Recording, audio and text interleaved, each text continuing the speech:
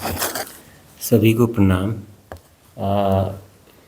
स्वामी जी, बहुत सारी चीज़ें थी जो मन में, उस सटली कनेक्ट होके आपने बहुत सारे आंसर्स दे दिए हैं एक्चुअली। इसके लिए धन्यवाद। मेरा प्रश्न था कि ओवर द इयर्स बहुत सारी चीज़ें की, बहुत सारी चीज़ें पढ़ी, बहुत सारे एक्सपेरिमेंट्स किए, बहुत सारी विधियाँ की, बहुत सारे पाथ्स को ट्राई किया, तो ओवर द इयर्स एक सेपरेशन वाली फीलिंग आनी शुरू हो गई है कि जैसे देखने वाला और जो दिख रहा है अलग अलग है। ऐसे लगता है कि जैसे ये पूरी दुनिया है, जैसे आपकी उस पे स्क्रीन पे पिक्चर चल रही है और कोई बैठ के देख रहा है उसको पिक्चर हॉल में। और वो फिर धीरे धीरे जब तंत्रा से स्टार्ट हुआ तो पता लगा ये भगवान शिव का मार्ग है, एलिमिनेशन प्रोसेस है, चीज़ों को काटते जाना काटते जाना काटते जाना। और उसके कारण वो एक सेपरेशन देखने वाले का और जो दिख रहा है उसका पैदा हुआ। तो इस सेपरेशन को कैसे प्रगाढ़ किया जाए? क्योंकि अगर आप ये सपनों का जो विज्ञान बोल रहे थे उसमें भी 7 लेवल्स होते हैं कॉन्शियसनेस के।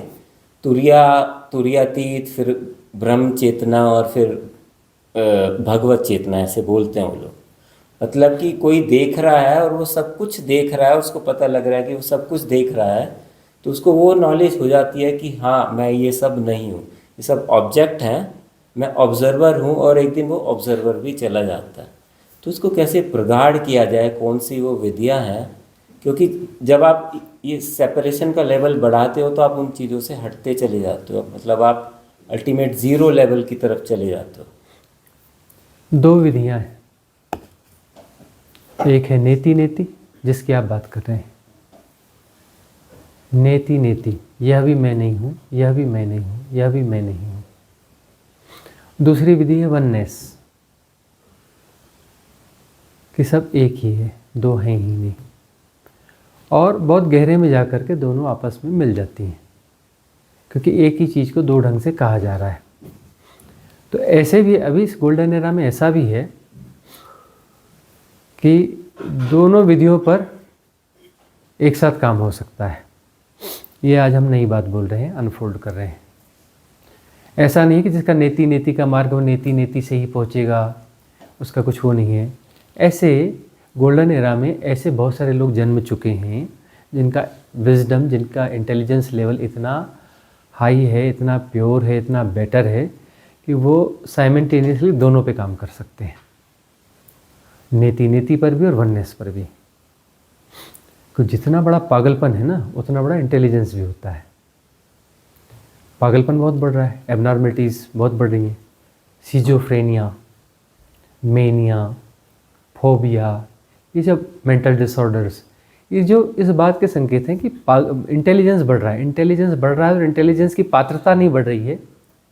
भाई आपके पास में यदि 1000 लीटर 1000 किलो का कुछ आना है, या चलो एक एग्जांपल मान लो कि 1 किलो की कोई चीज़ आनी है और आपके पास पात्र जो है 100 ग्राम का है, तो उसमें 100 ग्राम आएगा, 900 छलकेगा तो पागलपन महसूस होगा, है ना। अब आपके पास में 10 किलो का पात्र है, उसमें 1 किलो 2 किलो 4 किलो आ रहा है, पता भी नहीं चलेगा। तो पात्रता का विकास है ना। हालांकि पात्रता का जितना विकास होगा उतना वह जो है मिल ही जाता है। तो वो जो है वह इंटेलिजेंस उन चुने हुए लोगों में है जो इस गोल्डन एरा में इनविटेड गेस्ट हैं। ये गोल्डन एरा जो है ना एक स्पेशल ओकेजन है जिसमें इनवाइट किया गया है आप लोगों को, और लंबे समय तक आप वेट कर रहे थे। अपर डायमेंशन फंसे हुए, अपर डायमेंशन के देवता बने बने फंसे पड़े थे। तो इसमें जो है इस स्पेशल ओकेजन में आपको इनवाइट किया गया है, आइए। तो आपने वो सब कुछ किया हुआ है पहले, ऐसा कुछ नहीं है, या वो इंटेलिजेंस है। तो फिर से आपको जो है वह चीज़ें मार्गदर्शन दी जा रही है, नेति नेति की भी और वननेस की भी। तो जो है यह भी मैं नहीं हूँ, यह भी मैं नहीं हूँ, यह भी मैं नहीं हूँ, यह भी मैं नहीं हूँ। यह बुद्ध का मार्ग हो गया, वेदांत का मार्ग हो गया, नेति नेति, है ना। वेदांत में, कुछ वेदांत में इस तरीके की बात होती है, कुछ वेदांत में वननेस की बात होती है कि सब एक ही है, दो तो है ही नहीं। लेकिन जो है हमें समझ में आता है कि शुरुआत तो नेति नेति से ही होनी चाहिए। शुरुआत नेति नेति से ही होनी चाहिए। यह नाम नहीं, मैं नहीं हूँ, ये रूप मैं नहीं हूँ, ये शरीर मैं नहीं हूँ, ये मन मैं नहीं हूँ, ये धारणाएं मैं नहीं हूँ, ये सभ्यता मैं नहीं हूँ, यह शिक्षा मैं नहीं हूँ। उसके बाद में फिर जो है वननेस की तरफ बढ़ते हैं, तब एक वननेस तक पहुँचते हैं जिसे हम कहते हैं आत्मा। उसके बाद वननेस को जीना पड़ेगा। फिर वननेस को जीने के बाद फिर होश लाना पड़ेगा, अरे यह भी मैं नहीं हूँ, आत्मा भी मैं नहीं हूँ। फिर नेति, फिर परमात्मा भाव को जीना पड़ेगा। वाह क्या बात है। फिर जो है वहां पर होना चाहिए नेति, यह भी मैं नहीं हूँ। कहते हैं परमात्मा को छुआ नहीं जा सकता, परमात्मा को छुआ नहीं जा सकता, लेकिन परमात्मा हुआ जा सकता है। और एक दिन नेति, यह भी मैं नहीं हूं, यह भी मैं नहीं हूं। तो नेति जहां तक जा सकती है वहां तक जानी चाहिए, क्योंकि वहां तक हाइपोथेसिस है। उसके बाद में वो सत्य है जिसका कोई नाम नहीं है। उसको परमात्मा बोलो तो परमात्मा शब्द छोटा पड़ता है, शून्य बोलो तो शून्य शब्द छोटा पड़ता है, महापरिनिर्वाण बोलो तो वह भी छोटा पड़ता है, क्योंकि है तो सब हाइपोथेसिस ही। शब्दों में बांध रहे हो तो हाइपोथेसिस के थ्रू ही तो बांधोगे कैसे? उसको बांधा कैसे जा सकता है? इशारे बड़े क्षुद्री होंगे ना। विराट, अनंत, असीम, निर्गुण, निराकार, 100 चीज़ें बोल करके हम उसको उभारने की कोशिश करते हैं। उसको कैसे उभारोगे? उभरेगा तो क्षुद्र ही ना। जिसको उभारा जा रहा है वो तो क्षुद्र ही उभरेगा ना। उसको कैसे उभारा जा सकता है जो अनंत है, असीम है? इसको उभारने की कोशिश है ना, समझने के लिए उभार रहे हैं।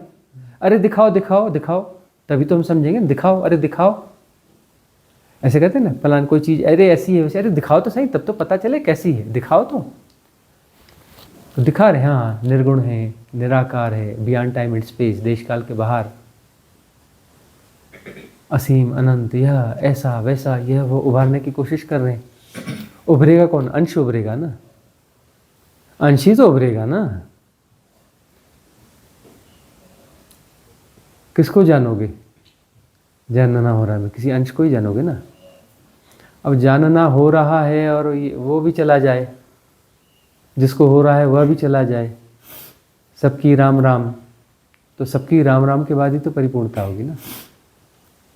अंदर तो सबकी राम राम होनी चाहिए ना। कितना भी उच्च स्तरीय आपका हाइपोथेटिकल इमेज हो, जाना ही चाहिए ना। इमेज ही तो होगा। तो इस प्रकार से यह बात है। तो अभी जो है इस गोल्डन एरा में, अगला किसी का प्रश्न है? इस प्रकार से इस गोल्डन एरा में ये दोनों जो विधियां हैं, दोनों विधियां साइमल्टेनियसली काम करेगी उन लोगों के लिए जो चूजन बीइंग्स हैं। क्योंकि चूजन बीइंग्स के लिए बहुत सारी सीमाएं नहीं हैं। चूजन बीइंग्स को अलग फ्रीडम देने की ज़रूरत है। हम किसी एक दर्शन की बात नहीं करेंगे आपसे, हम आपसे षड दर्शन की बात करेंगे, क्योंकि आपकी एबिलिटी है षड दर्शन की। सारे दर्शन आप एक साथ जियोगे, एक साथ सब कुछ चलेगा। स्वामी जी प्रणाम। आप जैसे बता रहे थे सबकॉन्शियस माइंड, तो हम सबकॉन्शियस माइंड को ट्रेन कैसे करें? और एक चीज़ और बता रहे थे आप, प्रामाणिक जीवन जिए, तो प्रामाणिक जीवन किस तरह जिया जाए? सबकॉन्शियस माइंड को कैसे ट्रेंड करें? यहाँ तो हमारी अनट्रेंड करने की क्लासेस चल रही हैं। ट्रेंड करने की क्लासेस तो हमारे पास है नहीं। हम तो क्लिनजिंग, जो भी मतलब उसको समझ गए हम आप बात को। हम तो क्लिनजिंग की विधियाँ देते हैं कि सबकॉन्शियस माइंड को कैसे क्लीन किया जाए। यह मुक्ति की बात हो रही है ना, कोई बीच की बातें नहीं हो रही हैं। यह वह क्लासेस नहीं हैं जो दुनिया में चलती हैं। दुनिया में चलने वाली क्लासेस का यहाँ से कोई लेना देना नहीं है, जो धर्म की क्लासेस चलती हैं। तो यहाँ किसी अलग डायमेंशन पर, अलग एरा की बात हो रही है। और यहाँ पर जो हम क्लिनजिंग की बातें कर रहे हैं कि कैसे आपका सबकॉन्शियस माइंड नो मोर हो जाना चाहिए, होना ही नहीं चाहिए, ख़त्म हो जाना चाहिए। ट्रेंड करने की तो बात ही दूर की है। और दूसरा आपने क्या पूछा? प्रामाणिक जीवन कैसे? प्रामाणिक जीवन। प्रामाणिक जीवन का देखिए, प्रामाणिक जीवन के साथ में बड़ी दिक्कत है। प्रामाणिक जीवन की बातें उठती हैं। प्रामाणिक जीवन जीना तो खैर थोड़ा मुश्किल काम है। अभिनय पूर्वक जीना सरल है। कृष्ण ज़्यादा प्रासंगिक हैं इस युग में। कृष्ण ज़्यादा प्रासंगिक हैं क्योंकि इन्फ्लुएंस स्ट्रीम्स बहुत ज़्यादा काम कर रही हैं। लेकिन प्रामाणिकता भी क्रमशः कुछ हद तक तो जहाँ हो सके बढ़ानी चाहिए। जो जैसा है स्पष्ट रूप से वैसा ही जिया जाए।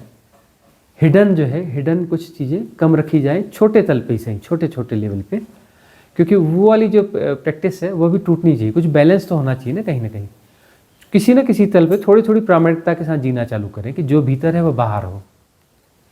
लेकिन जहाँ पर छोटे मोटी चीज़ों में, व्यवहार में, काम उसमें, लेकिन बड़ी इन्फ्लुएंस स्ट्रीम्स हैं, वहाँ पर आपको कृष्ण की तरह रहना पड़ेगा। अब वो आप हमें सुनते नहीं हैं तो इसलिए आपको पता होगा नहीं, है ना। तो फिर वो इन्फ्लुएंस स्ट्रीम के साथ तो हमारा नारा है, नेताजी संघर्ष करो, हम तुम्हारे साथ हैं। हाँ। और हम क्या करते हैं, टेक्नोलॉजी का सहारा देते हैं। हमारे ब्लूटूथ स्पीकर हर नेता के साथ लगे रहते हैं, उनको हमारी आवाज़ आती रहती है और हम उनके साथ हैं ही नहीं।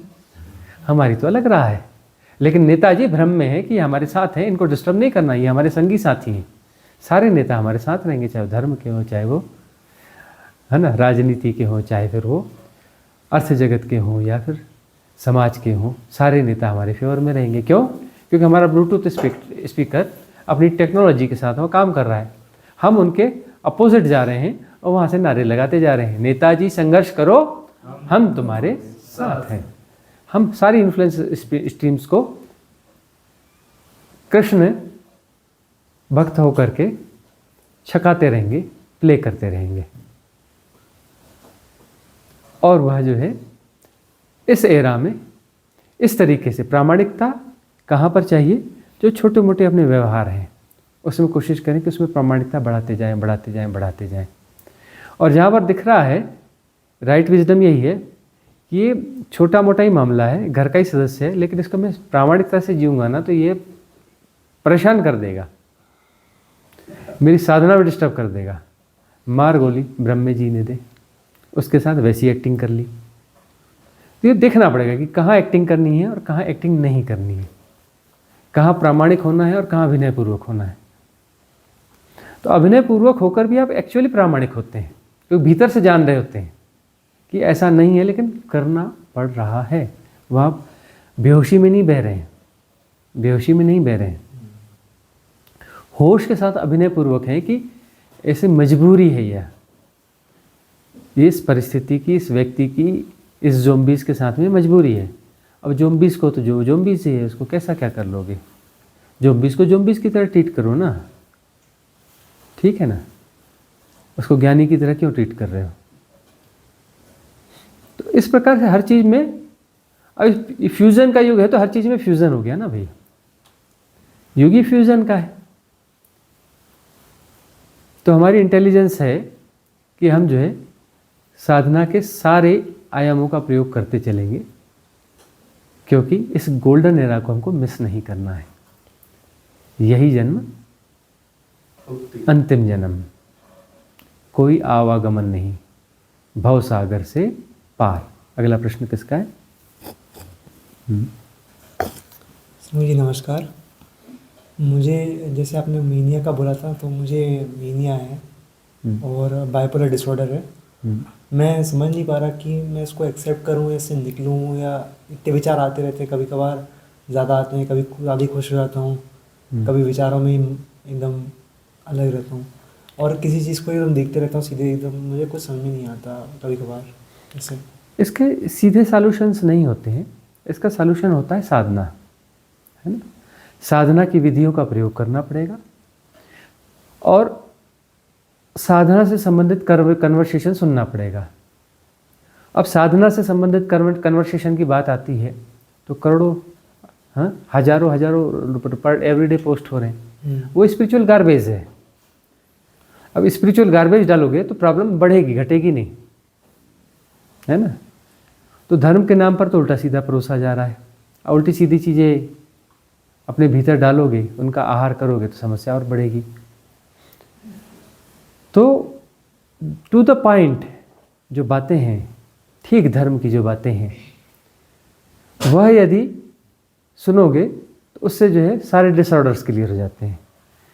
और डिसऑर्डर्स ये इस सभ्यता की भेंट है हर मनुष्य को। 150 डिसऑर्डर्स को जी रहा है, और इस सभ्यता ने ये डिसऑर्डर जैसी वो चीज़ें नए नए प्रोडक्ट लॉन्च किए हैं। इन प्रोडक्ट्स की फिर रेमेडीज ईजाद की हैं और उस पर धंधा चालू किया है। ये इसकी गिफ्ट भी है, ये पैदा भी किए गए हैं। आपकी बहुत सारी ज़रूरतें पैदा की जाती हैं, बहुत सारा कुछ पैदा किया जाता है। आपको टेक्निकल बनाया जा रहा है, आपको स्किल्ड बनाया जा रहा है, आपको जो है मशीनी बनाया जा रहा है। ये पूरी वैश्विक सभ्यता आपको ये वहाँ ले जा रही है, धक्का दे रही है, आपको मशीन बना रही है। तो मशीन के साथ में सारी प्रॉब्लम आएगी, क्योंकि आप मशीन हो नहीं, आप मशीन, आपको बनाया जा रहा है। आप मनुष्य हो, आपको मशीन बनाया जा रहा है। उसी से ये फोबियाज, मेनियाज और डिसऑर्डर्स जो है पैदा हो रहे हैं। सीजोफ्रेनिक ह्यूमन जो है इतना ज़्यादा सीजोफ्रेनिक कभी नहीं रहा। सीजोफ्रेनिक रहे हैं लेकिन इतने ज़्यादा सीजोफ्रेनिक नहीं रहे, हालांकि इसकी ज़रूरत है, तभी तो गोल्डन एरा काम करेगी। ब्लैक बोर्ड एकदम काला चाहिए भाई, तब तो खड़िया सफ़ेद दिखेगा। तो ज़ॉम्बीज़ और ऐसे प्रॉब्लम ये बहुत बढ़ेंगे। तो वहीं तभी तो बुद्धों की खेप आएगी, चमकते धमकते बुद्ध तभी तो प्रकाशित होंगे। इस गोल्डन एरा में जो हजारों बुद्ध आने हैं, हजारों की संख्या में बुद्ध आने हैं, वो बुद्ध आएंगे कैसे? इतने ज्ञानी पुरुष थोक के भाव आने हैं, बैकग्राउंड तो यही बनेंगे ना सारे।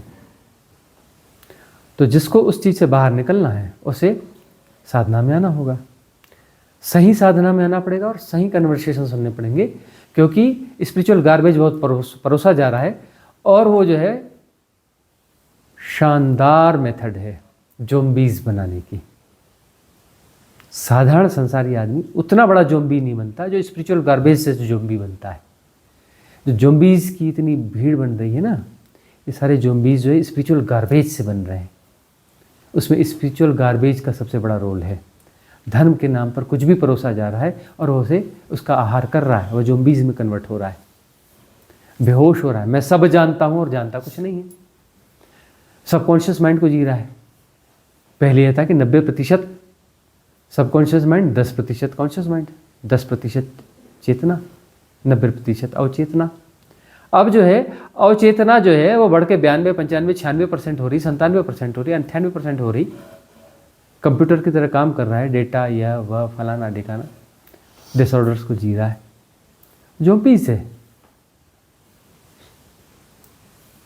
तो ज़ॉम्बीज़ को बाहर आने के लिए सबसे पहले है कि स्पिरिचुअल गार्बेज, यानी कुछ। अब एक छोटा सा बच्चा था, अंतरिक्ष की बात चल रही थी उससे कि यह ऐसा, यह स्टार देखो फलाना, नहीं ये स्टार जो है ना ऐसा है फलाना, उसकी डेफिनेशन देनी उसने चालू कर दी।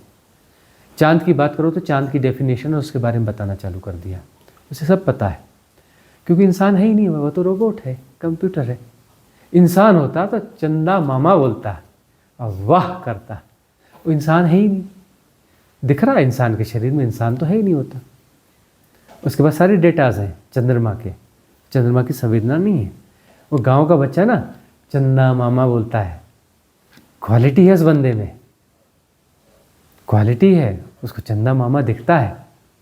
और ये पढ़ा लिखा शहर का बेवकूफ़ बच्चा, मशीनी बच्चा, ज़ॉम्बी, उसको चंदा के बारे में सारे डेटास पता है। इंसान है ही नहीं, वो तो नामात्र का इंसान है। कहाँ ले जा रहे हो बच्चों को? बचपन से ही ज़ॉम्बी बना रहे हो। अरे चंदा को चंदा मामा रहने दो ना, स्टार्स को स्टार्स रहने दो ना। तारा टूटता है उसको तारा टूटने दो ना। क्यों बता रहे हो उल्कापात है, इसमें यह है, उसमें फलाना है, घर्षण से ऐसा होता है, फिर इसके बाद ऐसा होता है। अरे तारा टूटने दो, और तारा टूटते टूटते उसको कोई विश करने दो कि मम्मी पापा मेरे को जो है ना इस बार जो है ना स्विट्ज़रलैंड की ट्रिप पे ले जा ले, तारे ये दे दे। है ना, या हिमालय की ट्रिप पे ले जा लें इस छुट्टियों में, उसको बचपना जीने दो ना, उन भावों को जीने दो ना। क्यों ज़ॉम्बीज़ बना रहे हो? ज़ॉम्बीज़ आ कहाँ से रहे हैं? वो इन्फ्लुएंस स्ट्रीम, नहीं जी इसी स्कूल में पढ़ेगा, ये स्टैंडर्ड, इससे स्टैंडर्ड, माँ बाप के इंटरव्यू हो रहे हैं भाई, तब बच्चा आपका उसमें जाएगा। माँ बाप के इंटरव्यू हो रहे हैं, और बार बार वो मीटिंग्स में जाना पड़ेगा, यह करना पड़ेगा, फलाना करना पड़ेगा। कितना बड़ा हिप्नोटिज्म है जी। इसलिए मैं देखता हूँ कि राइट इंटेलिजेंट का बच्चा यदि कहीं पैदा हो रहे हैं, वो सरकारी स्कूलों में जो टाट पट्टी में बैठ के ना, वहीं कुछ उम्मीद बची है। उम्मीद बची वहीं पर, जो सरकारी स्कूल की फटी टाट पट्टी में बैठ करके पढ़ाई करेगा, वहीं पर जो है ना कुछ क्वालिटी बंदे वहीं से आएंगे लगता है। बड़े स्कूलों से तो कोई उम्मीद नहीं है कि यहाँ से कोई क्वालिटी निकल के आएगी, वहाँ से तो ज़ॉम्बीज़ आएंगे, ज़ॉम्बीज़। बुद्ध तो सरकारी स्कूलों की टाट पट्टी से निकल के आएंगे, और ये सब 2-4-5 साल इसमें हुआ है। 5-7 साल के पहले स्कूल ऐसे नहीं थे, है ना। 5-7 साल में हिप्नोटिज्म बहुत बढ़ गया। 10-15 साल पहले जाओ तो स्कूलों का कुछ था ही नहीं ऐसा, बड़े नॉर्मल से स्कूल थे। अब हम तो सरकारी स्कूल में पढ़े हुए हैं, टाट पट्टी खुद बिछाते थे, फर्श नहीं होता था हमारे यहाँ, है ना। एक ही कुर्सी होती थी मास्टर जी की, अपनी धोती पहन के आते थे, छड़ी लेके हमें पढ़ाते थे, और बोलते थे चलो बेटा उस पेड़ के नीचे पढ़ेंगे आज, चलो हो करके पहुंच जाते थे, और पेड़ के नीचे बैठ करके वहाँ पढ़ते थे।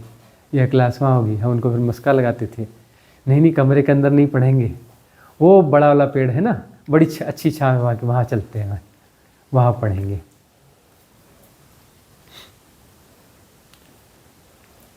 तो जो है हम क्या दे रहे हैं बच्चों को, क्या सिखा रहे हैं? हम वो जो सिखा रहे हैं उसके परिणाम आ रहे हैं। यह डिसऑर्डर, फलाना ढिकाना, यह वह। उनको क्यों नहीं डिसऑर्डर होता भाई, सरकारी स्कूल वाले बच्चों को, है ना। हमारी सभ्यता में ही खामी है, उस खामी को समझना पड़ेगा, दुरुस्त करना पड़ेगा। आप जाइए विदेशों में, कितने 250-300 के पीछे में, जो यूरोप में एक वो है ना काउंसलर, 250-300 लोगों के बीच में एक काउंसलर है, वो किसी भी नाम का, साइकोलॉजिस्ट हो सकता है, कुछ हो सकता है, और अब तो बगैर डिग्री के काउंसलर हो गए हैं। और वहाँ नहीं है तो वो इंडिया फ़ोन करते हैं। बहुत सारे लोग इसी हिसाब से फ़ोन करते हैं, बाप रे क्या क्वालिटी का काउंसलर है ये, फ्री में हैं, फ्री में ये कितनी क्वालिटी का काउंसलर, करते इस हिसाब से, लेकिन वो जाल में फंस जाते हैं, साधना में आ जाते हैं। हालांकि हमको फ़ोन करने के लिए भी ताब चाहिए, जिसके पिछले जीवन की साधनाएं हैं वही हमें फ़ोन कर सकता है, ऐसे कोई फ़ोन नहीं कर सकता। लेकिन कई लोगों के दिमाग में यही आता है, बोले इस एक बार के काउंसलिंग की फ़ीस कम से कम $1000 तो होनी चाहिए, और फ्री में मिल रहा है? बोले लगाओ फ़ोन। तो ये सब इस सभ्यता की निशानी है। पूरे विदेश जो है इनसे भरे पड़े हैं, इन काउंसलरों से। ये सबसे बड़ा बिजनेस बन रहा है अब। मेंटल डिसऑर्डर, मन की शांति, स्ट्रेस मैनेजमेंट, सब काल्पनिक चीज़ें, है ना। काल्पनिक हेयर पिन बेची जा रही है, ओशो कहते हैं, है ना। और इसका बिजनेस सबसे फायदेमंद बिजनेस है, क्योंकि लागत 0 है। ओशो कथा कहते थे, एक दुकानदार को ख्याल आया कुछ नया किया जाए, कुछ जैसे उसके ग्राहकों ने कहा कुछ नई चीज़ तो लाओ, उसको ख्याल आया कोई नई चीज़ लाए। अब नई मैं मार्केट में जा रहा हूँ तो नई चीज़ मिल ही नहीं रही, सब तो वही चीज़ें हैं, अब नई चीज़ क्या लाऊं? बोले नई चीज़ लाता, उसने नए डब्बे खरीद के लाए जी, हेयर पिन की बड़ी डिमांड थी उस ज़माने में, हेयर पिन बड़े चलते रहे होंगे, तो बढ़िया अच्छे डब्बे खरीद के लाया हेयर पिन के, सिर्फ डब्बे लाया, हेयर पिन नहीं लाया। और जो उसने दुकान में सजा दिए, बड़ा सा बोर्ड बनाया, नया बोर्ड बनाया, जब नया बोल रहे थे तो नए डब्बे लाया, नया बोर्ड बनाया, उसमें लिखा कि यहाँ पर जो है अदृश्य हेयर पिन बिकते हैं, अदृश्य हेयर पिन बिकते हैं, और उसकी कीमत भी लिख दी। इकोनॉमी में ऐसे बात चल रही थी, कुछ इकोनॉमिस्ट बैठे हुए थे, बात चल रही थी, तो बात ये चली कि भाई ये हमारा सेल जो है इतना है, जो भी है 100 करोड़ के आसपास है, सेल बढ़ाना है तो क्या करें। तो बात चली, हमने भी कही, किसी ने भी कही, भाई सेल बढ़ानी है, पहली बात तो प्राइस बढ़ा दो, दूसरी बात ऊपर का कलेवर चेंज कर दो, उसकी पैकिंग शेकिंग थोड़ी अट्रैक्टिव कर दो, यह कर दो। और यह है कि भाई आपको जो है अब महंगे ग्राहकों के पास जाना चाहिए, आपको महंगे ग्राहकों को अपना प्रोडक्ट प्रस्तुत करना चाहिए, तो फिर उसके लिए अच्छा एडवर्टीजमेंट दो। और आप जो है अपना प्रोडक्ट 100 रुपये में बेच रहे हो, तो ये रईस आदमी इसको क्यों खरीदेगा, उसका स्टैंडर्ड ही मैच नहीं करता। आप एक काम करो, हमने कहा एक काम करो, यही चीज़ बनाओ, थोड़ा सा कलेवर चेंज कर दो, शेप थोड़ा चेंज कर दो, पैकिंग अट्रैक्टिव कर दो, एडवर्टीजमेंट अट्रैक्टिव कर दो, नाम बदल दो, नाम अट्रैक्टिव कर दो, 1000 रुपये में बेच दो, इतना बिकेगा संभाल नहीं पाओगे बिक्री। 100 रुपये में इतना बिकता है, 1000 रुपये में बेचोगे तो बहुत ज़्यादा बिकेगा। प्रयोग हुआ, सफल हुआ, ज़बरदस्त सफल हो गया। उनके स्टैंडर्ड से मैच करना चाहिए ना रईसों के। वह चीज़ सस्ती मिलेगी तो क्यों लेंगे भाई, हम रईस आदमी, हमारे स्टैंडर्ड से मैच करना चाहिए, तब हम खरीदेंगे। तो इस प्रकार के इकोनॉमी के नियम काम करते हैं। इकोनॉमी के नियम इस तरीके से काम करते हैं। बात कहाँ अटकी थी हमारी? डिसऑर्डर्स पे नहीं, बात कहीं और अटकी थी। विचारों अदृश्य पिन पर बहुत समय लगता है ना वापस आने में। तो अदृश्य पिन जो है, बोर्ड लग गया और खाली डब्बे उसमें रखे गए, क्योंकि भरे कैसे रखे जाएंगे, अदृश्य पिन है ना। और जब ग्राहक आया तो बड़े हिसाब से, बड़े धीरे से निकाले गए, बड़े धीरे से खोल कर दिखाए गए। देखिए मैडम क्या शानदार अदृश्य पिन है, 10 रुपये की चीज़ को 1000 रुपये में दिखाया गया। देखिए कितने सुंदर हैं, कितने सुंदर हैं। उनको चौंकना पड़ा, हम मूर्ख साबित न हो जाए कि हमें नहीं दिख रहे हैं। हाँ? अरे वाह क्या बात है, बहुत अच्छी है। हाँ, अरे मैडम इनको पहन के तो देखिए आप, इतनी अच्छी फीलिंग आएगी। तो मैडम जी उसको उठाकर पहन रही है, अरे वाह क्या बात है, ठीक है ना। हाँ उतारिए उतारिए, पहन के जाएंगी कि उतारेंगी? हाँ, तो ये डाल के पैक करके हम आपको दे रहे हैं, 1000 रुपये दे दीजिए। इतने सस्ते दे रहे हैं, बताइए आप। अदृश्य पिन। और उसके बाद जो है वो कथा वहाँ तक जाती है कि कुछ दिनों बाद एक लेडी आती है, वो हमें आपके अदृश्य पिन की बहुत चर्चा सुनी है, हमें भी लेना है। और जो है उसको डब्बा दिखाया गया, उसने फिर शंकालु थी, बोली सच में यह है भी कि नहीं है? दुकानदार ने कहा अरे मैडम हमारे पास स्टॉक कब से खत्म हो गया, लेकिन तभी हम बेच ही रहे हैं, बिक ही रहा है।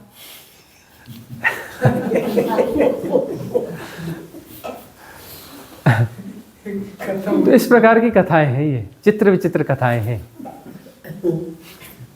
ओशो की पोल खोलू कथा है। पोल खोलू।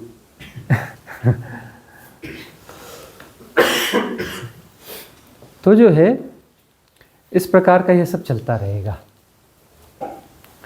हम अपने आप को कैसे बचा लें, बात यहाँ आती है। इन्फ्लुएंस स्ट्रीम अपनी जगह काम करती रहेंगी, इन्हें आप जो है मैनेज नहीं कर सकते, अभिनय पूर्वक आपको जीना पड़ेगा।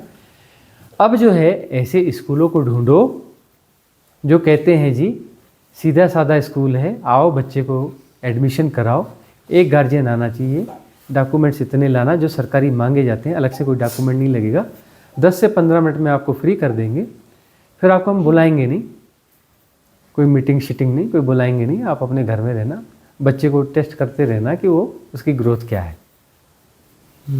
ठीक है ना। और हम जो है किताबों को कम पढ़ाते हैं, किताबों का मत पूछना, हम दूसरी चीज़ें ज़्यादा पढ़ाते हैं, खेल कूद बढ़िया कराते हैं, बच्चे को बच्चा बनाए रखते हैं। तो ये ख्याल रखना आपका बच्चा बच्चा बन के ही आ रहा है या ज़ॉम्बी बन के आ रहा है। यदि आपका बच्चा बच्चा बन के आ रहा है तो ठीक है, ज़ॉम्बी बन के आ रहा है तो हम हमारे स्कूल से आप निकाल लेना। तो ऐसे स्कूल ढूंढे जाएं, ऐसे स्कूलों की ज़रूरत है। उस तरीके से लालन पालन की ज़रूरत है। अगला प्रश्न अब पढ़ना का है। गुरुजी, जैसे हम विधियां करते हैं तो मेरी एक जिज्ञासा है कि क्या मतलब पहले जन्मों में गुरुकुल जो होते थे तो वहाँ पे भी सेम यही विधियां होती थी या वहाँ पे इंटेंस मेडिटेशन होता था? विधियाँ तो अलग अलग युग के हिसाब से अलग अलग होती हैं। अब एक गो स्लो वाला बंदा है जो गो स्लो लाइफ जी रहा है, गुरुकुल है, गुरुकुल जंगल में ही होता था, पहली शर्त। नदी है ना, नदी में स्नान करो, नदी किनारे बनाए जाते थे, नदी से पानी ले आओ, ठीक है ना। जंगल से लकड़ियाँ ले आओ, गौवें रखो, गौवें चराओ, दुग्धाहार, कंदमूल ले आओ, फल फूल ले आओ, कुछ थोड़ी बहुत जो भिक्षा आ जाएगी, गांव वाले बीच बीच में राजा और ये और वो जो अनाज भिजवा देंगे सो ठीक है, बाकी हम अपनी प्रतिपूर्ति से कर लेंगे। अब वह जो बच्चा नेचर के बीच में जी रहा है और बचपन से आ गया है, मतलब उसे ज़ॉम्बी बनाया ही नहीं गया, ठीक है ना, उसकी कोई ज़ॉम्बी ट्रेनिंग नहीं हुई है, वो आया है, नेचर के साथ जी रहा है, जंगलों में नदियों में नहा रहे हैं, खेल रहे हैं, हंस रहे हैं, बोल रहे हैं, गायों को चरा रहे हैं, बांसुरी बजा रहे हैं, है ना, उस स्वाभाविकता को जी रहे हैं। उस स्वाभाविकता को जी रहे हैं तो उनकी साधना अलग किस्म की रही होगी, सीधी सी बात है। डिस्कशन होते हैं, डिस्कशन होते रहते हैं, उनकी चबूतरा पेड़ के नीचे होता था, बाकी सब नीचे बैठते थे। वही हमारे जबलपुर रिट्रीट में हो गया, उस चबूतरे में पेड़ के नीचे हम वहाँ बैठते थे और बाकी सब वहाँ बैठते थे। वैसे ही वह रिट्रीट पूरी हुई जबलपुर की। तो नेचर के बीच में बहुत सारी चीज़ें तो वैसी हो जाती रही, उनको सीधे सीधे भाव और संवेदनाएं और इन पर सीधे सीधे काम और सिखाया गया, कैसे संवेदनाएं कैसे भाव। उनकी साधनाएं बड़ी सहज सरल रही होंगी, रही हैं, बड़ी सहज सरल साधनाएं उनकी रही। अब जो युग इतना जटिल युग हो गया है,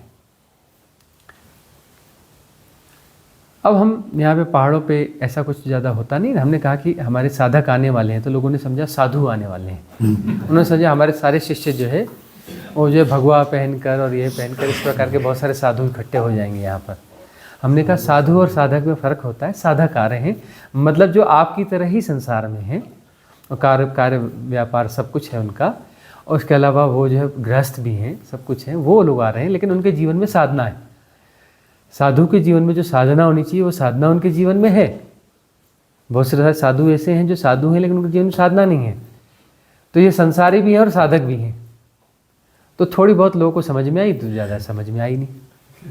अब धीरे धीरे समझ में आएगी, पहाड़ के लोग हैं ना, सभी के समझ में आ भी नहीं पाएगी।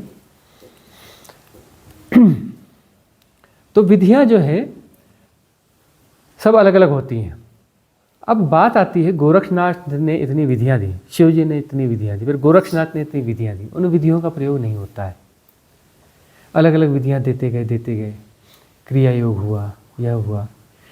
ओशो को नई विधियाँ देनी पड़ गई, थोक के भाव, बहुत सारी विधियाँ दी, क्योंकि उस समय की वह ज़रूरत रही है। और अभी चेंजिंग इतनी फास्ट है, जो 50 साल में चेंज होता था अभी साल 2 साल में चेंज हो जाता है।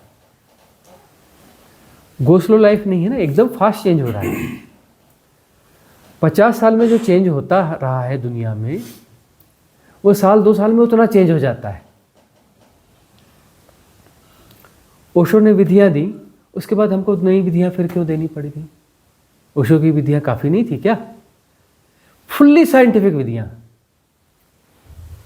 फिर हमें नई विधियाँ क्यों देनी पड़ी? क्योंकि अब बहुत कुछ चेंज हो चुका। अब जो हमारी विधियों को, ओशो को फॉलो करने वाले लोग भी बहुत सारे लोग हैं, बहुत सारे लोग हैं जो फॉलो कर रहे हैं, बहुत सारे लोग हैं। अलग अलग मार्गों के लोग हैं, सभी मार्गों के लोग हैं। हमें जो सब्सक्राइब किया है ना, वो सारे लोग जो है 10-10 जगह 20-20 जगह घूम चुके हैं। बहुत सारे ऐसे साधु हैं, हमें फ़ोन करते हैं जो संस्थाओं में मठाधीश हैं, ये हैं वो हैं, बोलते महाराज रिकॉर्ड नहीं करना, निकाल देंगे मेरे को मठ से। ले हमारा मठाधीश जो है बोले वो फलाने बाबा का चेला हो गया, तो फिर वो हमारे मठाधीश का क्या मतलब है। वैसे करते हैं, प्लीज़ हाथ जोड़ते हैं। हमने कहा चिंता मत करो भाई, आप जो है अपने उस अभिनय को जीते रहो, साधना करते रहो। उनसे डिस्कशन होते हैं, उनके डिस्कशन हम जो है नहीं डालते हैं। एक रामकृष्ण मिशन मठाधीश का जो है हमने डाला था, तो उनका फ़ोन आ गया, कृपा करो हटा दो। मैंने कहा आपका नाम नहीं डाला। नहीं वो वॉइस से पहचान जाएंगे। हमने हटा दिया फिर। तो इस प्रकार से यह चीज़ें जो है होती रही।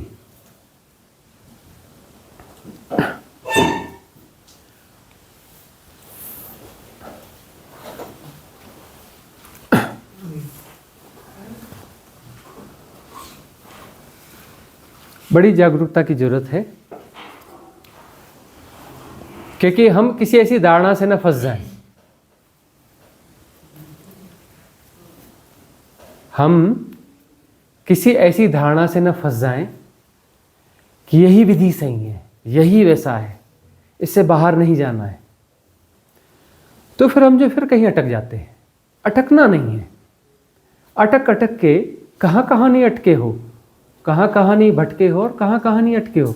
अरे हायर डायमेंशंस में जाके अटके हो, उच्च लोक के देवता बन बन के अटके हो। कब तक अटकोगे? उच्च लोक के देवता बन बन के अटके हो।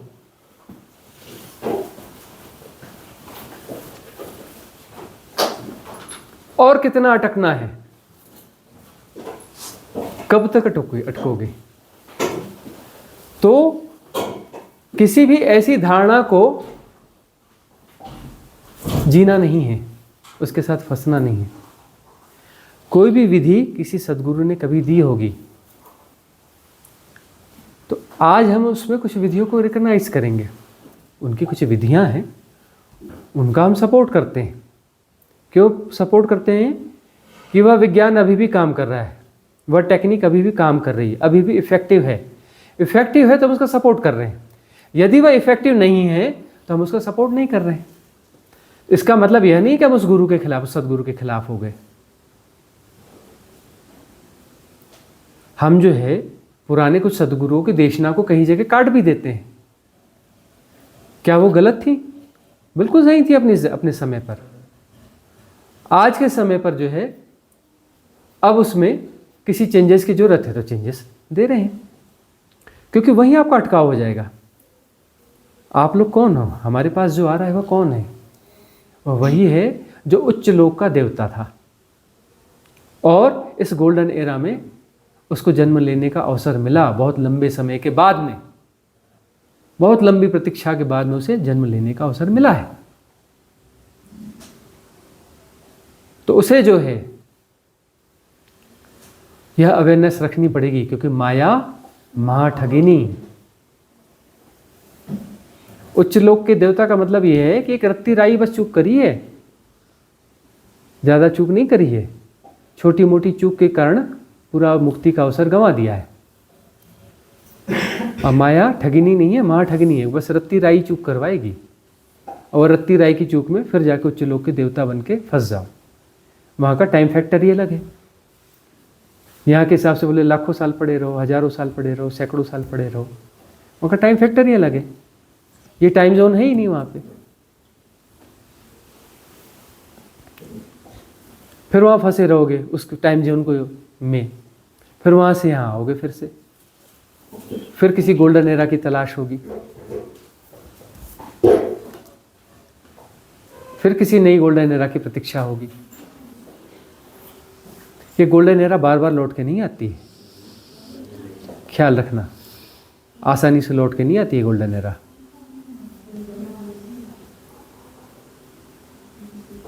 और किसका प्रश्न है? तो गुरुजी जैसा आपने समझाया, तो मुझे जो समझ आया कि जिस तरह की मैट्रिक्स है उस तरह की विधियां हैं। अच्छा गुरुजी, एक छोटी सी जिज्ञासा और है कि वो साधक जान सकते हैं क्या कि पिछले जन्म में क्या गलतियां रही होंगी, क्या क्या चूक किया कि हमें दोबारा जन्म लेना पड़ा? सतगुरु की जरूरत क्यों है?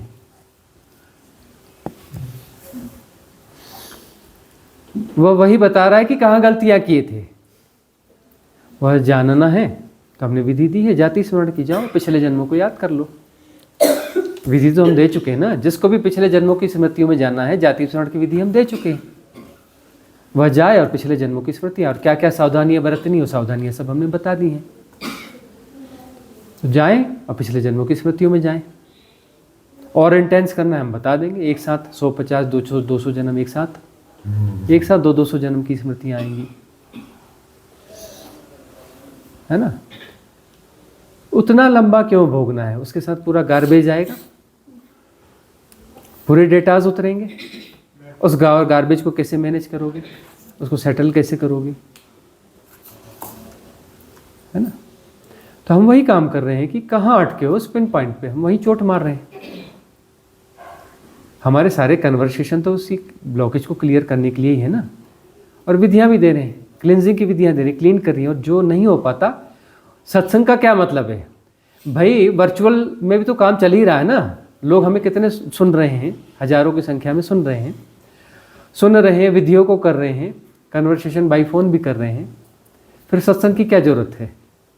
सत्संग की यह जरूरत है कि इस एनर्जी में एक संघ की एनर्जी हम निर्मित हो पा रही है, कुछ कर रहे हैं उसके लिए, कोई अलग एनर्जियों पे काम कर रहे हैं और उस जगह पे चोट मार रहे हैं कि जहाँ पर वो ब्लॉकेज टूट जाए।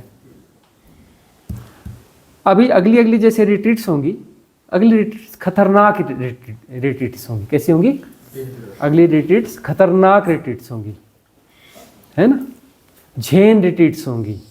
किसी के भी सिर पे डंडा बच सकता है, किसी को भी गंदी गाली दी जा सकती है, किसी को भी घूसा मारा जा सकता है, कुछ भी हो सकता है।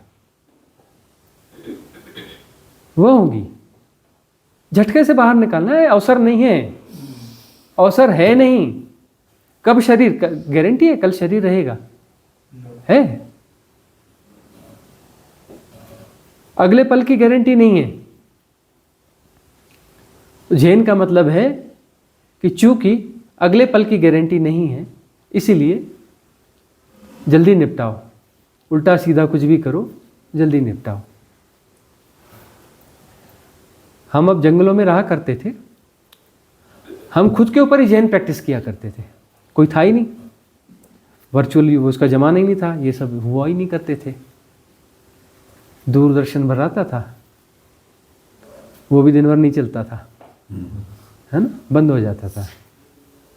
सुबह की सभा समाप्त हुई, दोपहर को थोड़ी देर टाइम, दोपहर की सभा समाप्त हुई, फिर रात को चालू होता था। तो हमने खुद अपने ऊपर जैन टेक्निक्स की, बहुत सारे अनुभव वही हुए खुद के ऊपर जैन टेक्निक्स करके। वो बड़ी उठपटांग हरकतें करी हैं। अब वहाँ जो है, अब जंगलों में करते थे, लेकिन जंगलों में कई बार लकड़हारे तो घुसे ही रहते ना। वहाँ हमें लोगों ने देख लिया कि यह बड़ी विचित्र हरकतें करता है ये लड़का छोटा सा। तो लोग जो हमें, बहुत सारे लोग डरते भी रहे कि नहीं नहीं कुछ अलग ही किस्म का है ना, पागल है। बोले पागल भी ऐसा पागल भी नहीं है, बात करो तो इंटेलिजेंट जरूरत से ज़्यादा है। ये कौन से किस्म का पागल है भाई? बात करो तो इंटेलिजेंट बहुत ज़्यादा है, ऐसे देखो तो हरकत पागलपन की है।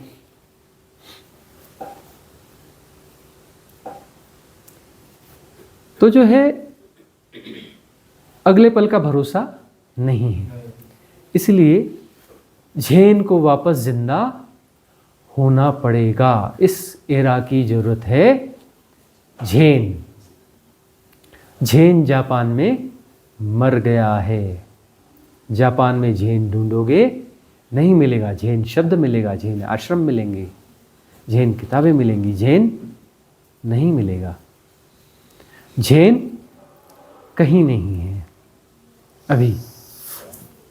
तो अगले रिट्रीट्स के लिए सावधान रहें अगली रिट्रीट्स खतरनाक होंगी, जैन रिट्रीट्स होंगी, क्योंकि इतनी बेहोशी, इतने मैट्रिक्स एक साथ तोड़ने हैं। ग्रुप ऑफ मैट्रिक्स को जी रहे हैं आप।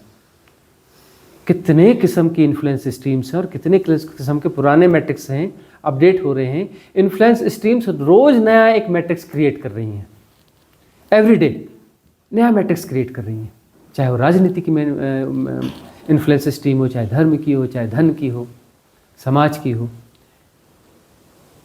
वर्चुअल वर्ल्ड ने, टेक्नोलॉजी ने, डेटाज ने,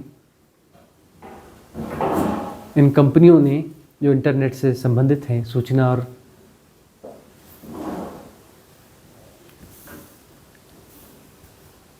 इसने इंफॉर्मेशन और टेक्नोलॉजी के युग ने जितनी बीमारियां और जितने मैट्रिक्स क्रिएट किए हैं, इससे बचना आसान काम नहीं है। इसलिए हमने पूरा होटल लिया कि बीच में दूसरा कोई डिस्टर्ब करने वाला ना हो, दूर का होटल लिया कि वो माहौल बने। आगे भी ऐसे ही रिजॉर्ट हायर किए जाएंगे जो बहुत दूर दूर होंगे, A to Z हायर किए जाएंगे, कुछ रूम खाली रहें तो रहे आएँ, लेकिन पूरे हायर किए जाएंगे। और जो है स्टाफ वहाँ के चेंज किए जाएंगे, लिमिटेड स्टाफ रखे जाएंगे या स्टाफ भी निकाल दिए जाएंगे, उनको छुट्टियाँ दे दी जाएंगी, पैड लूज दे दी जाएंगी ताकि उस एनर्जी को डिस्टर्ब न करे। उस तरीके से ही काम होगा और वैसे काम ही हमें जो है साधना के पथ पर आगे ले जा सकते हैं। तो हर समय में अलग अलग किस्म की विधियां रहती रही हैं और अभी जिस प्रकार की इन्फ्लुएंस स्ट्रीम्स हैं, इसमें अलग तौर तरीकों से काम करना पड़ेगा। अगला प्रश्न जिग्नेश जी का है। स्वामी जी, कृष्णा जी ने वो सांप वाला क्वेश्चन पूछा था, उसका समाधान भी आपने बताया था, तो क्या उसका एक और समाधान नहीं हो सकता? क्षमा याचना की प्रार्थना करें। देखिए, क्षमा याचना वाला जो ध्यान हमने दिया है वो जितने ब्लॉकेज क्लियर कर सकता है वो कर देगा। अब सांप के साथ में यह हो गया कि आपने किसी जन्म में किसी सांप को मार दिया है, मार देने के बाद गिल्ट हो गया, गिल्ट बड़ा हो गया, सबकॉन्शियस माइंड में इम्प्रेशन जो है बहुत गहरा आ गया, ठीक है ना, बहुत ज़्यादा इम्प्रेशन आ गया। उस इम्प्रेशन को जो है डिलीट नहीं कर पाए आप, रिलीव नहीं कर पाए आप, उस कारण से है, तो वो क्षमा याचना ध्यान में करते करते वह डिज़ॉल्व होते होते डिज़ॉल्व हो जाएगा। अब यदि किसी सांप ने आपको जो है दौड़ाया, भगाया, यह किया, फलाना किया, डस गया और भय आ गया, भय के कारण फिर आपकी मृत्यु हो गई, ये हुआ, तड़प तड़प की मृत्यु हुई, कुछ हो गया, तो अब जो है इस प्रकार का कोई इम्प्रेशन है तो क्षमा याचना ध्यान से जाएगा नहीं। उसका चक्र ही दूसरा है, स्वाधिष्ठान से रिलेटेड है। स्वाधिष्ठान चक्र की यदि क्लिनजिंग करेंगे, या कॉमन लिए जो टेक्नोलॉजी के हम थोड़े से ज़रूरत से ज़्यादा टेक्नोलॉजी के खिलाफ हैं, इसमें भी वो मार्केटिंग स्टार्ट हो गई ना, इस चक्र का कलर यह है, इस चक्र का मंत्र यह है, इसमें यह होगा, इसमें फलाना होगा, इसका सूत्र यह पढ़िए, इसका यह करिए, उसका वह करिए, उसका वह करिए, डेटास की भरमार है। अंदर जाके मैट्रिक्स खेलो, ध्यान का मैट्रिक्स खेलो। इसलिए हम कहते हैं नॉर्मल, हमारी विधियां कैसी हैं जी, एकदम सहज विधियां। लोगों को लगता है ये इतनी इंटेलिजेंट बातें करते हैं, हाँ क्या बातें करते हैं, विधियां देखो बिल्कुल सीधी सादी विधियां हैं। अरे भाई वो देखो फलाने की विधियां, इतनी स्टेज, इतना ये, इतना फलाना, इतनी नौटंकी, इतनी टेक्नोलॉजी, बड़ी सिंपल सी विधियां हैं इनकी। तो लोग तो यही सोचेंगे ना, जिसने अप्लाई नहीं किया है। जो अप्लाई करता है बोले भस्त्री का हम जन्म भर से कर रहे हैं, आपकी 2 मिनट की करते हैं तो इतना फ़ायदा होता है, जन्म से भर से कर रहे हैं तो फ़ायदा नहीं हुआ, कौन सा जादू है। बोले सिंपली आप ऐसा ऐसा करते हो और बोले ध्यान में गुम हो गए, गहरे चले गए, घट गया ध्यान।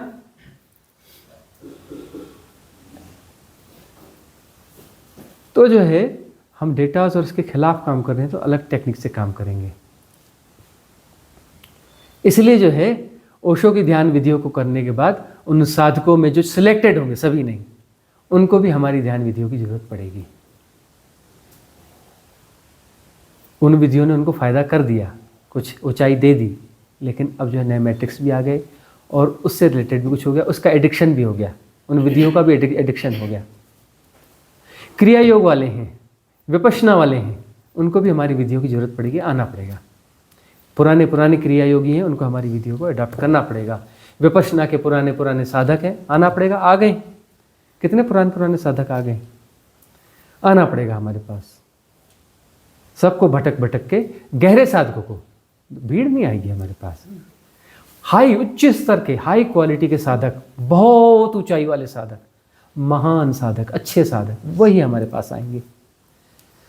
जो बस एक पैर फर्श पर है, धरती पर है, एक पैर आकाश में है, और वह पैर जैसे ही नीचे गया काम उसका हो गया।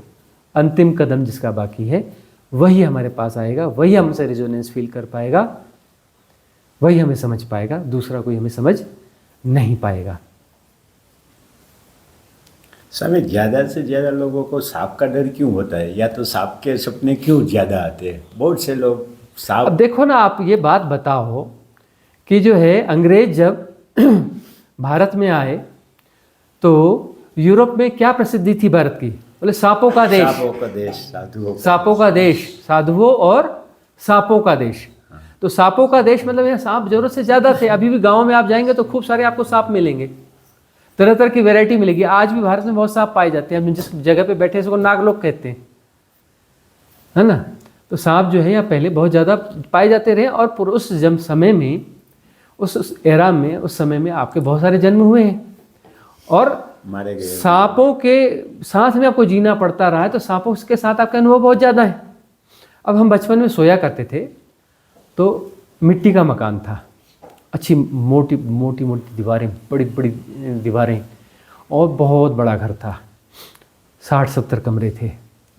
अनाज का कारोबार था तो बहुत सारे अनाज के गोदाम थे, गाँव के हिसाब से, घना जंगल उसके गाँव। और फादर का ये था कि पक्का कुछ बनाना नहीं है, और वहाँ की मिट्टी ऐसी थी कि वहाँ का मड हाउस जो है वो घर नहीं तोड़ा गया होता, 20-20 हज़ार रुपये का एक रूम किराए पे चलता, उस क्वालिटी का मड हाउस। वो मड हाउस भारत में शायद ही कोई हो उस टक्कर का। वो ऊंची चीज़ वाली, वो फिनिशिंग, और वह खपरेल, क्या क्वालिटी, एक एक चीज़ की क्वालिटी। वह छत, उसके पूरे डायरेक्शन, पिरामिडिकल शेप, उसके साथ बैम्बूज किस क्वालिटी के कैसे लगे, वगैरह वगैरह वगैरह वगैरह, गजब की बात।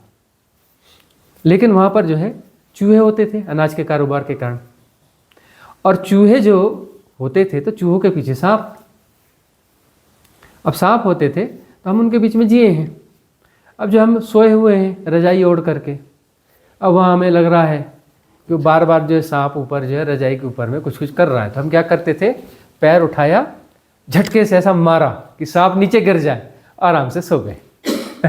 बोले बड़ी देर से नींद खराब कर रहा है, ऐसा झटका मार के उसको नीचे गिरा देते थे और फिर सो जाते थे। नहीं, ये तो सांप तो इनोसेंट जीव होता है, यदि उसको आप डिस्टर्ब करोगे, पैर रखोगे, कुछ करोगे, तब काटता है, सांप नहीं काटता है। अब हम तो उनके बीच जीते थे। अब जो है चूहों को मारने के लिए पिताजी ने दवाई मंगवाई। अपना जो है बोले 50 किलो टमाटर ले आओ, और हर टमाटर में बोले वो डालो। क्यों? क्योंकि एक जो खोदा गया उसमें से जो है खोदने के बाद में भूसा निकला, तो भूसा निकलने में पता चला, बोले 1 ट्रक अनाज जो है यहाँ स्वाहा कर गए। तो बोले कितने नहीं कर गए होंगे।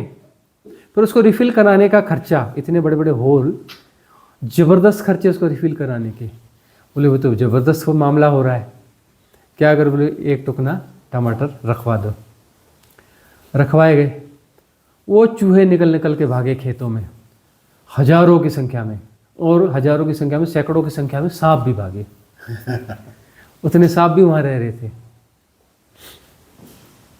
तो सांप तो जो है, क्योंकि हम तो वाइल्ड लाइफ सेंचुरी में, एशिया की सबसे बड़ी वाइल्ड लाइफ सेंचुरी में रहते रहे, और बहुत ज़्यादा घना जंगल, और यह तो सांप के साथ ही पूरा जीवन, सांपों के साथ ही जीवन रहा है। अब हम साधना में एक जगह सुबह हम वॉक पे जाते थे, तो जंगल में ही रहते थे। मतलब हमारे एक कविता हम सुनाएंगे जंगल और गांव के बारे में। हाँ, डायरी निकाल कर याद दिलाते रहना, निकाल लाएंगे डायरी। तो उसका आशय यह था कि उस समय ही हमको भविष्य की कल्पना थी, तो वो कविता हमने लिखी थी। कोशिश करते हैं कि मैं ऐसे घर में रहता था जो जंगल में घर था। मैं थोड़ा थोड़ा बड़ा हुआ, स्कूल जाने लगा, फिर मैंने देखा मैं ऐसे गांव में रहता हूँ जिसके बाहर भी जंगल है और भीतर भी जंगल है। मैं थोड़ा थोड़ा और बड़ा हुआ, ऊंची क्लास में गया, तो मैंने यह पाया कि मैं ऐसे गांव में रहता हूँ जिसके बाहर एक जंगल है। फिर मैं और बड़ा हुआ, हायर क्लासेस में गया, तो मैंने यह पाया कि मेरे गांव के काफ़ी दूर, कुछ दूर जाने के बाद एक जंगल है। और जब मैं कॉलेज गया और कॉलेज से कभी कभी आता था, तो मैंने यह पाया कि गांव से काफ़ी दूर जाने पर जंगल है। और जब मैं डिग्री लेकर के आया तो मैंने यह पाया कि बहुत सारे गांव हैं, उनके बीच में कहीं पे कुछ कुछ जंगल हैं। उसके बाद मैं नौकरी करने चला गया और वहाँ से जब लौट के आया, काफ़ी दिनों के बाद, काफ़ी व्यस्तताओं के बाद उलझा रहा। कभी फुर्सत मिली कि अपने गांव जाऊं, अपनी रूट्स को ढूंढूं, उन जंगलों को कहीं ढूंढूं, उसको वापस से जीऊं, अपने बचपन को वापस से जीऊं। और उसके लिए मैं वापस आया तो मैंने पाया कि बहुत सारे गाँवों ने इतना विकास किया कि वो बीच के जंगलों को समाप्त कर दिया और वो गांव एक शहर बन गया। तो मैं जिस गांव में रहता था, जिस जंगल में रहता था, वो जंगल अब नहीं है।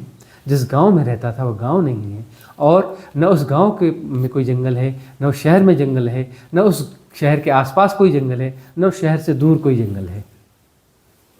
तो इस प्रकार की यह कविता लिखी थी। सीमेंट कंक्रीट का जंगल बन गया। अब कंक्रीट का जंगल हो गया। तो उस जंगल में सांप हुआ करते थे। तो सांप से रिलेटेड जो है, जो सपने बहुत सारे लोगों को आते हैं, हमें भी बचपन में आते रहे, तो ऐसा होता रहा। अब जब वहाँ जाया करते थे तो गांव जंगल ही था, तो हम ऐसे सुबह उठ करके सूर्योदय के लिए जाया करते थे। और ऐसा गांव था कि वो कोई भी महीना हो, अप्रैल हो, मई हो, जून हो, सुबह ठंड ही पड़ती थी। एक शॉल ओढ़ के हम जाया करते थे। तो जाया करते थे, एक बरगद का पेड़, एक टीला सा, वहाँ पे बैठा करते थे। नीचे थोड़ी वैली थी, वहाँ पे जंगल था, लेकिन दूर तक का व्यू दिखता था वैली के कारण, और सूर्योदय वहाँ से दिखता था। तो हम जाके बैठा करते थे, कुछ आवाज़ होती थी। फिर धीरे धीरे ऐसा हुआ कि एक सांप सा पहले शुरू में हेजिटेट करता था, बड़ा सा कोबरा सा होता। बाद में जो है उसको समझ में आया कि अरे अपना ही आ रहे तो फिर जो है वो भी आया करता था, और उसकी जगह वहीं थी, वो भी धूप सेकने आता था। हम आके बैठते थे और वो भी आता था, और हमारे पास में आके ऐसे राउंड लगा के मस्त बैठा करता था। हम दोनों आजू बाजू बैठ के बढ़िया धूप सेका करते थे। बहुत अच्छी फ्रेंडशिप थी उसके साथ में। हाँ, ऐसे बहुत सारे जीवों के साथ फ्रेंडशिप रही। तो बहुत इनोसेंट जीव होता है, लेकिन जो है हमको जो इन्फ्लुएंस स्ट्रीम है वो वहाँ पे तब भी तो चलती रही। सांप सांप सांप सांप सांप, अरे सांप दिखा तो भागने की क्या जरूरत है। हमें सांप दिख गया तो हम रुक जाते थे, लेकिन भागते नहीं थे। अभी भी जैसे हमें कोई सांप दिख गया ना रोड के किनारे, हम रुक जाते हैं, उसको देखते हैं कि क्रॉस कर रहा है कि नहीं कर रहा। नहीं कर रहा है तो हम उसके फिर पास जाते हैं, उसके पास फटकारेंगे जाके, चल इधर चल इधर चल इधर चल, उसको आवाज़ें भी लगाएंगे करके उसको इधर नीचे उतारेंगे या ऊपर चढ़ाएंगे। जब तक ऊपर नहीं जाएगा, नीचे नहीं जाएगा, हम नहीं जाते। और आने वाली गाड़ियों को हम रोक देते हैं, कोई आए ना इधर, इसके ऊपर से नहीं जाना चाहिए। यहाँ भी हम यही काम करते हैं, फिर गाड़ियों को सबको रोकते हैं।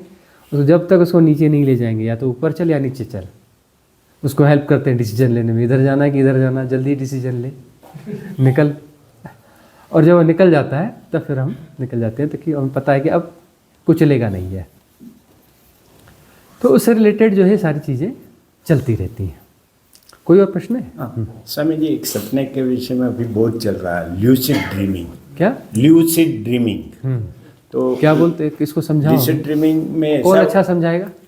ल्यूसिड ड्रीमिंग ये है क्या? वो इस तरह का कुछ प्रोसेस बना है कि आप कॉन्शियसली आप ड्रीमिंग करो उसको, कि आप ड्रीम कर रहे हो, फिर उसके अंदर और भी बहुत सारी परिकल्पनाएं जोड़ो, वो भी मुझे तो एक पागलपन ही लगता है, एक धंधा ही लगता है। मैनिफेस्टेशन जैसा तो नहीं है कि इसमें मैनिफेस्ट कर लो। हाँ, अरे सबसे कमाल का धंधा है।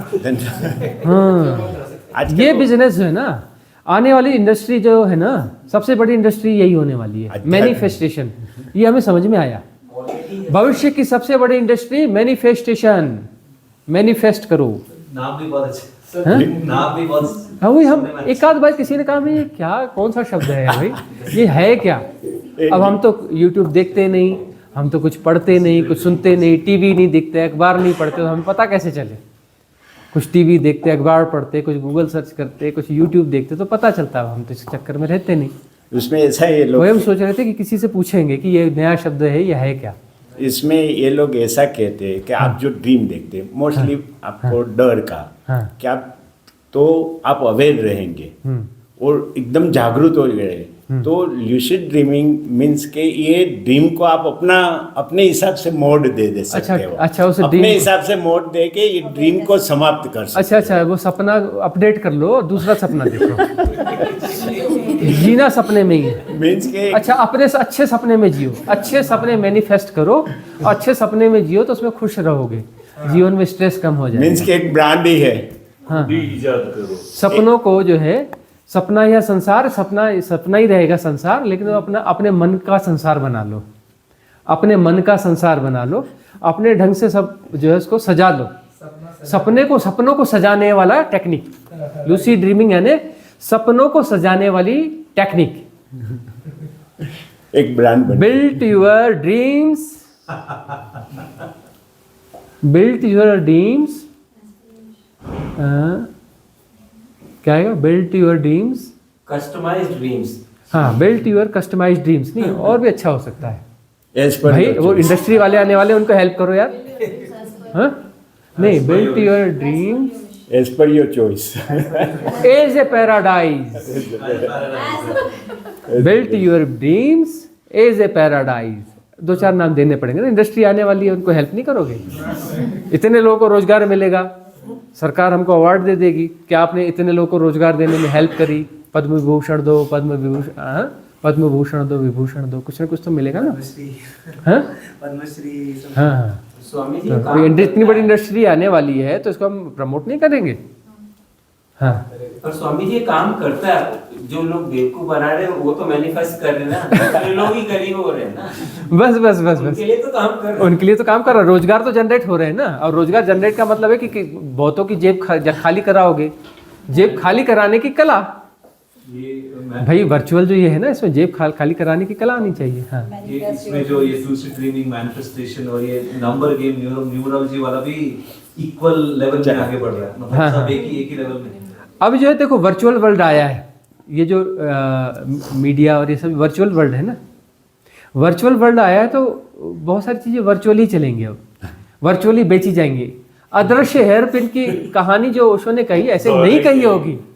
उसको मालूम होगा कि ये कहानी मैं भी भूल जाता हूँ, बाद में कोई बंदा मेरी कहानी को जरूर पकड़ने वाला है और उसको पकड़ के जो है ना पूरी एरा को धो देगा, ये क्लीन कर देगा। इसलिए उन्होंने एक आध जगह कह के छोड़ दिए कि ये अगला आने वाले के लिए मैं एक मसाला छोड़ जाता हूँ, वो पकड़ लेगा। तो हमारे लिए वो एक बोल के चले गए थे कि ये बंदा इस पकड़ लेगा, आने वाला है और ये कर देगा प्रोग्राम इसका। अदृश्य हेयर पिन बिकते रहेंगे। यह एरा वह है जहाँ पर अदृश्य हेयर पिन बेचे जाएंगे और खूब बिकेंगे। सबसे बड़ा बिजनेस रहेगा अदृश्य हेयर पिन बेचने वाला बिजनेस। लूसिड ड्रीम अदृश्य पिन ही है। हाँ, स्वामी जी फेसबुक ने ये मेटावर्स ट्राई किया था, उसने अपना नाम मेटा भी चेंज कर लिया था। उसके अंदर यही है, everything is virtual. Everything is virtual. और उसके अंदर लैंड्स भी बिक रही थी, आप पूरा बाय भी कर रहे थे, वर्चुअल करेंसी भी थी। Shopping malls virtual. अरे वो क्रिप्टो करेंसी आई है, वर्चुअल करेंसी है।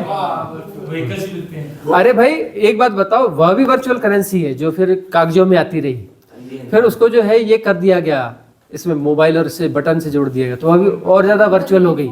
लेकिन बोले इससे भी ज्यादा वर्चुअल चाहिए, तो बोले अब क्रिप्टो करेंसी आ गई। अब अगला चरण की हम प्रतीक्षा कर रहे हैं कि अब करेंसी जो है और कौन सी करेंसी आएगी इससे भी ज्यादा जो वर्चुअल हो।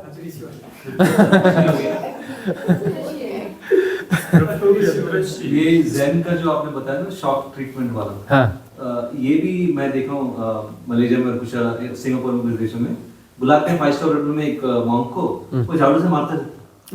अच्छा, सबको झाड़ू से मारते हैं। अब ये तो जैन परंपरा हुई नहीं कि सबको झाड़ू से मारो। गुरु साहब मैं देखा हूं, बहुत लोगों को देखा झाड़ू से मारते हैं सबको। बताओ, मतलब वह जो है किस, हाँ ऐसा नहीं होता उसमें। नहीं होता। जैन में क्या होगा न गुरु को पता होता है न शिष्य को पता होता है। हाँ। तो वहां पर पहले से ही झाड़ू खरीदे जाते होंगे। तो फिर जैन हुआ कहाँ से? और सब लोग बैठे होते सबको मारते हैं, तो जैन हुआ कहाँ से? वो एक्टर होगा स्वामी जी, तो झाड़ फूक वाला हो गया। नहीं, वो तो भाई हाँ और लोग आते बिजनेस। हैं, मुझे मारो वो भी देख। अभी जैन कहाँ से हुआ? हाँ, अभी जैन हुआ कहाँ से? जैन तो तब ना होगा कि वो जो है हैपनिंग होगी। हैपनिंग में कब क्या हैपनिंग होगी कोई जरूरी नहीं, और हर किसी के साथ हैपनिंग हो जाए ये भी जरूरी नहीं। प्रतीक्षा करनी पड़ती है, लंबी प्रतीक्षा करनी पड़ती है कि कब हैपनिंग होगी और कब जो है सदगुरु किसी के साथ कोई एक्शन में आ जाएगा। वो एक्शन करेगा नहीं, आ जाएगा। वो इस प्रकार से होता है। तो अब जो है देखो, हमने कहा मार्केटिंग का युग है, तो जैन नाम से कुछ भी बेच दो। अब हर आदमी को झाड़ू का पहले अच्छे झाड़ू ऑर्डर करो, नहीं हमको इस क्वालिटी के झाड़ू चाहिए, हमारे जैन वो फलाना होना है, सबको झाड़ू मारने हैं। तो ये सब चलेगा। यह युग ऐसा ही युग है, ऐसा ही युग है। इस युग में जिसको झूठ नहीं चाहिए, जो साधक है सचमुच सच्चा साधक कहीं फंसेगा नहीं, या फंसा भी तो ज्यादा देर तक नहीं फंसेगा, बाहर निकल आएगा। थोड़ा बहुत तो फंसेगा लेकिन बाहर निकल आएगा। भटकेगा तभी तो पहुंचेगा ना। तो भटकेगा तो गलत जगह पे थोड़ी देर के लिए फंसेगा, फिर बाहर निकल आएगा। तो राइट विजडम या राइट इंटेलिजेंस जिसके पास है, जिसकी सुपात्रता है, जिसकी पात्रता ज्यादा है, वह निकल आएगा और सही जगह पर अपने आप पहुंच जाएगा। उनकी संख्या कम ही होती है, कम ही होनी चाहिए, ठीक है, जैसी भी है, और वो हो जाएगा। तो यह जो आज अपने आप आया है कि जो है अगला रिट्रीट जो है जैन रिट्रीट होगा, यह आया है, हैपनिंग हुई है। हमारी कोई प्लानिंग नहीं थी, हमें बिल्कुल पता नहीं था। वो उसी क्षण आया, जिस क्षण हमने बोला उसी क्षण वह चीज़ आई। और इसकी प्रेरणा देने के लिए अंकुर जी को यहाँ भेजा गया था कि उसमें कहीं ना कहीं उनका भी रोल है। ये आपकी वो है एक्चुअली, आप खींच के लाए सर, आप मैग्नेट हो, हम लोग तो वो आयरन पीसेस है ना, टूटे फूटे, खींचे चले आए। तो ये हैपनिंग हो रही है। उस हैपनिंग में हर चीज़ का अपना रोल होता है। हैपनिंग में हर चीज़ का अपना रोल होता है, तो सबका रोल है। हमने कहा सदगुरु पैदा होता है, और सदगुरु को कौन पैदा करता है? एक परफेक्ट शिष्य जो है सदगुरु को पैदा करता है। शिष्य पैदा करते हैं, गुरु पैदा नहीं हो सकता। जब शिष्य तो घटेगा तब उसके साथ में गुरु पैदा होगा। जब पैदा होगा तभी माँ पैदा होगी। बच्चे के पैदा होने के साथ माँ पैदा होगी। बच्चा जब तक पैदा नहीं होगा माँ पैदा नहीं हो सकती। जब बच्चा पैदा होगा तब वो माँ कहने की हकदार बनेगी, तब वो माँ बनेगी। जब शिष्य पैदा होता है तब गुरु पैदा होता है। जब जितना बड़ा और शिष्य पैदा होगा उतना बड़ा गुरु पैदा होगा। महान शिष्य पैदा होंगे तो महान सदगुरु पैदा होगा। महान शिष्य महान सदगुरुओं को पैदा करते हैं।